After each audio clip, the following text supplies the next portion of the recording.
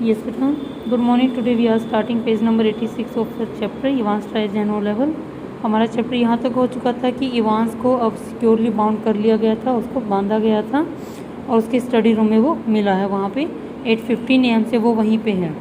अब एक्चुअली जो हम सोच रहे थे उसका अपोजिट है यहाँ पे बिल्कुल। मैकेलरी एक्चुअल में जो बाहर गया था वो मैकेलरी ही था, वो इवांस नहीं था। और जो अंदर था, जो मैकेलरी बन के रह रहा था, वो कौन था? इवांस था। अब कार्टर के साथ इवांस वहाँ से निकलता है तो उसके बाद वहाँ वो उसने कार्टर ने जो है उसको मैकेलरी को हॉस्पिटल में एडमिट करने के लिए उसको एग्जामिनेशन बोर्ड में छोड़ दिया है, लेकिन वहाँ से वो गायब हो चुका था। एम्बुलेंस लेने के लिए आई है तो इवांस वहाँ नहीं मिलता जो मैकेलरी बन के घूम रहा था। Enquiries in Newbury throughout the afternoon produced nothing. Newbury में अब इंक्वायरीज चल रही है। एक्चुअली कार्टर जो है और जो दूसरे ऑफिसर्स है वो इंक्वायरी कर रहे हैं वहाँ पे, लेकिन कुछ भी नहीं हासिल हुआ। नथिंग एट ऑल, कुछ भी नहीं। And by T time everyone in the prison knew what had happened. और चाय के टाइम तक हर कोई ये जान चुका था कि वहाँ पे क्या हुआ था।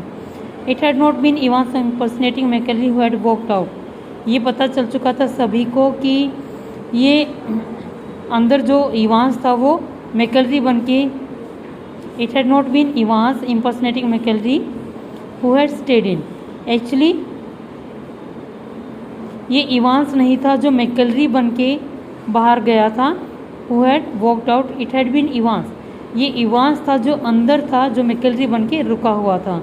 एक्चुअली बाहर जो गया वो एक्चुअली में इवांस मैकेलरी ही गया है, और जो अंदर रुका हुआ मैकेलरी बन के वो इवांस रुका हुआ है। अब कार्टर के साथ जब इवांस मैकेलरी जाता है तो जो एक्चुअल मैकेलरी था उसको पकड़ लिया गया है, लेकिन जो मैकेलरी बन के घूम रहा था इवांस, वो वहाँ से गायब हो चुका है। The fish and chips were delicious. Fish और चिप्स जो थे वो काफ़ी डेलीशियस थे। एंड आफ्टर एक्चुअली यहाँ पे अब इवांस जो है वो बिल्कुल आराम से घूम रहा है चारों तरफ। After gentle stroll round the centre of Chipping Norton, Evans decided to return to the hotel and have an early night. Gentle stroll होता है आराम से चहलकदमी करना। अब वो चीपिंग नॉर्टन के सेंटर में आसपास आराम से घूम रहा है। अब इवांस ने डिसाइड किया कि भाई इस होटल में जाएगा और वहाँ पे अपनी पहली रात को स्पेंड करेगा आज़ादी की। A smart new head concealed the wreckage of his closely cropped hair। एक नई छोटी हेड जो थी अब उसने जो बिल्कुल खोपड़ी से सटा के अपने बाल काटे हुए थे, रैकेज में जो बचे खुचे बाल थे उनको उसने हेड से अब कवर किया हुआ है। किसने? इवांस ने। And he kept it on as he walked up to the reception desk of the Golden Line. और वो इसके बाद रिसेप्शन डेस्क पे गोल्डन लाइन होटल के रिसेप्शन डेस्क पे पहुंच जाता है। It would take a good while for his hair to regain its former glories. हालांकि उसके बालों को पहले वाले शान पाने में काफ़ी ज़्यादा टाइम लग जाएगा। But what the hell did that matter, लेकिन अब इसका क्या फ़र्क पड़ने वाला था। He was out again wasn't he. अब वो जेल से तो बाहर आ ही चुका था, बाल मतलब बढ़ते रहेंगे। A bit of bad luck, लेकिन उसका बुरा भाग्य कैसे रहा। That when Jackson had pinched his scissors, जब जैक्सन ने उसके पास से उसकी सीजर्स ले ली, for it had meant a long and tricky operation with his only razor blade the previous night।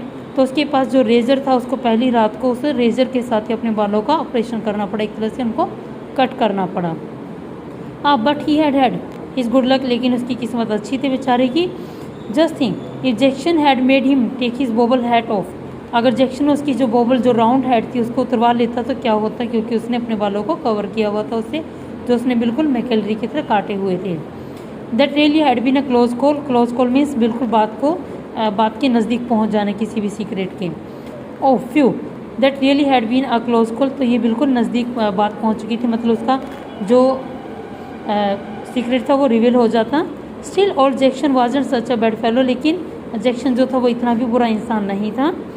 One of the worst things funny really, एक जो सबसे बुरी चीज़ थी, फनी भी हम कह सकते हैं, हैड बीन द बियर्ड, वो दाढ़ी की बात। He had always been allergic to sticking plaster, उसको हमेशा प्लास्टर को लगाने से एलर्जी थी। And even now his chin was irritatingly sore and red, और अब भी उसकी जो चिन थी वो काफ़ी ज़्यादा दर्द कर रही थी और बिल्कुल रेड हो चुकी थी। एक्चुअली यहाँ पे उसको मैकेलरी बनने के लिए उसके जैसे बाल काटने पड़े, और उसको मैकेलरी बनने के लिए उसकी तरह चिन पे दाढ़ी भी लगानी पड़ी, जो प्लास्टर की हेल्प से उसने लगाया था, लेकिन उसको इरिटेशन थी प्लास्टर से। Now in the next passage, page number 87 बेटा। Thus receptionist wasn't the same girl who had booked in him in। Receptionist जो थी वो सेम लड़की नहीं थी जिसको इवांस ने बुकिंग किया था। रूम को बुक किया था, but the change was definitely for the better, लेकिन जो भी चेंज था वो अच्छे के लिए था। एज ही कलेक्टेड हिज की, अब उसने अपनी रिसेप्शन से कीज ली वहाँ से। He gave her his best smile, उसने उसको बेस्ट स्माइल दी अपनी। Told her he wouldn't be bothering with breakfast, और उस यहाँ पे वहाँ ने कहा कि उसको ब्रेकफास्ट की चिंता करने की ज़रूरत नहीं है। ऑर्डर द डेली एक्सप्रेस, उसने डेली एक्सप्रेस को ऑर्डर कर दिया है। And asked for an early morning call at 6:45 AM, और उसने अर्ली मॉर्निंग में कॉल कर दिया था 6:45 AM पे। Tomorrow was going to be another busy day, और इवान सोच रहा है कि उसके लिए कल का दिन और भी ज़्यादा बिजी होने वाला था। He whistled softly to himself as he walked up the broad streets, अब वो धीरे धीरे विस्लिंग करते हुए जा रहा है, जो वो काफ़ी जो चौड़ी सीढ़ियाँ वहाँ पे ब्रॉड स्टेयर्स हैं उन पे जाते हुए। He would sort of like the idea of being dressed up as a minister dog collar and everything. उसको ये आइडिया काफ़ी अच्छा लग रहा था कि एक मिनिस्टर की तरह डॉग कॉलर पहनना, और जैसे बाकी चीज़ें भी उसने मैकेलरी की तरह पहनी हुई थी। Yes, it had been a jolly good idea for McAlery to wear 2 black fronts 2 collars. Actually McAlery जो था वो 2 ब्लैक फ्रंट्स 2 ओवरकोट पहन के आया और 2 कॉलर पहन के आया था, क्योंकि उसको एक इवांस को देना था। बट द टॉप कॉलर, लेकिन जो टॉप कॉलर था फ्यू, हाँ वो उसके साथ काफ़ी बुरा हुआ। It had kept on sleeping of the back stud, ये पीछे जो दूसरा कॉलर था उसके ऊपर ये बार बार पीछे लुढ़कता जा रहा था।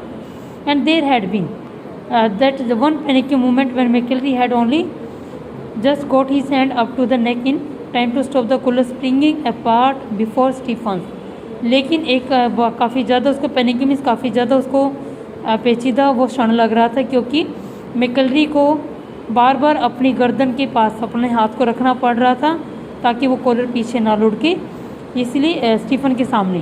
अ pin stuck, they had got that little problem worked out all right, और ये छोटी सी प्रॉब्लम उन्होंने फिर भी ठीक कर ली थी।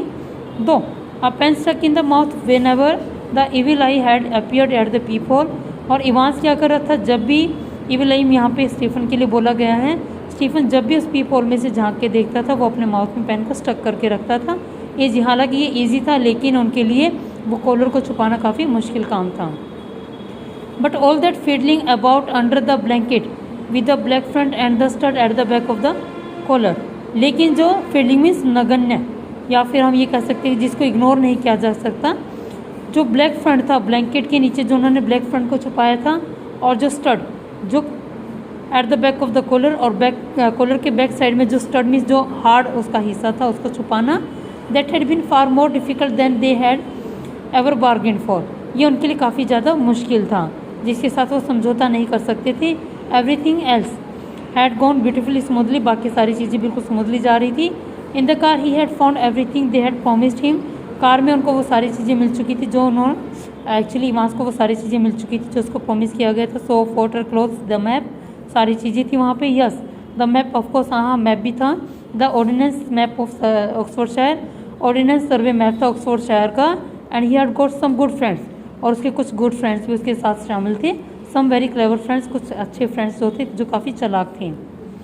ही unlocked his bedroom door and closed it quietly behind him, उसने बेडरूम डोर को अनलॉक किया और उसने उसके पीछे बिल्कुल चुपचाप उस डोर को खोला। And then stood frozen to the spot, और फिर इसके बाद वो उस स्पॉट पे बिल्कुल जैसे जम गया हो इस तरह से खड़ा हो जाता है। क्यों? Like a man who has just caught a glimpse of the gorgo, gorgo means ghost, इस तरह से वहाँ पे वो खड़ा हो गया जैसे उसने किसी घोस्ट की झलक को देख लिया हो। Sitting on the narrow bed was the very last man in the world, actually जब यहाँ पे वहाँ से अपने रूम के अंदर जाता है तो उसको कोई पर्सन नज़र आ रहा है जिसको देख के वो काफ़ी ज़्यादा स्टन्ड है, हैरान है। एक्चुअली बेड पे, उस नैरो बेड पे वो पर्सन बैठा होता जिसको इवांस पूरी लाइफ में लास्ट पर्सन एक्सपेक्ट कर रहा था कि वो कभी ना मिले, और वांटेड टू सी, और उसको वो लास्ट पर्सन हो जिसको वो देखना चाहता था, लेकिन वो वहाँ मौजूद था। It's not worth trying anything said the governor quietly, governor ने बिल्कुल शांति से कहा कि अब कुछ भी करने की कोशिश मत करना। As Evans eyes desperately around the room, Evans ने चारों तरफ निराशापूर्वक रूम में देखा।